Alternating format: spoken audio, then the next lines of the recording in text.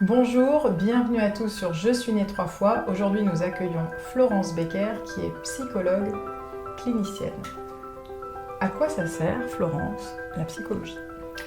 La psychologie, ça sert à se reconnecter à soi-même, ça sert à trouver le chemin qu'on a perdu, souvent dans son enfance, avec toutes les épreuves qu'on a vécues et tous nos héritages. Se retrouver soi-même, retrouver le chemin pour aller vers soi-même, pour être plus authentique. Voilà. Et en fait, là, quand je vois ton bureau, ou le bureau là, en fait, les outils, c'est quoi? Les Parce outils, que c'est je les la vois parole. pas. C'est la parole. C'est parler, associer comme ça vient. Et, petit à petit, remonter le chemin, en fait. Remonter le chemin de son existence, depuis là où on en est jusqu'au début de sa vie, parfois même avant. Et je crois qu'on peut aussi compter les héritages du transgénérationnel, donc tout ce qu'on a hérité, pas génétiquement, hein, j'entends bien, c'est un héritage, on pourrait dire névrotique, enfin, en tout cas un héritage qui n'est pas génétique. Voilà. Et ça veut dire que tout le monde porte ses bagages et tout le monde trimballe ses casseroles? Ouais, sur plein de générations. Alors, je peux vous faire la métaphore de la valise, Vas-y, si ça vous intéresse. vas-y. Sur le transgénérationnel. Alors, c'est une métaphore, hein, c'est-à-dire que, en fait, à notre naissance, chacun de nous reçoit une valise, deux valises, une valise de son papa, une valise de sa maman. Et cette valise, elle est pleine de choses. On est libre d'en faire ce qu'on veut. C'est-à-dire, oui, chacun fait son chemin avec ses deux valises. Donc, on va prendre juste une valise pour l'instant, mais il faudra le faire avec les deux ou ne rien faire. On a le choix, soit les choix sont infinis. On ouvre la valise, donc soit on n'ouvre pas la valise, et quand nous-mêmes on aura des enfants, on va passer la valise direct en disant pouf, voilà. Donc tout ce qui est dans la valise, donc sur les générations du dessus, ça passe. On ne sait pas ce qu'il y a dedans, on ne veut pas savoir, et c'est tant mieux comme ça pour nous, pas pour les autres. Voilà. Une autre option, c'est d'ouvrir la valise, dire oh là là quelle horreur, on referme, on sait ce qu'il y a dedans et on la passe. Ok. Une autre option, on ouvre la valise, on dit oh là là, quel bazar! Et donc là, on va commencer à un peu trier, on va mettre les chaussettes avec les chaussettes, voilà.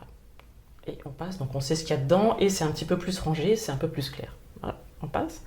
Une autre option, je ne vais pas toutes les faire parce que sinon on en a pour 3 heures. Une autre option, c'est de laver le linge, parce qu'on se dit mais c'est un peu sale tout ça. Donc laver le linge. Alors pour revenir à la question de la psychologie, c'est quoi? Quelque part, si on reste dans la métaphore, c'est laver le linge. Alors, on dit toujours laver le linge en famille. En tout cas, là, je dirais, on lave le linge de la famille.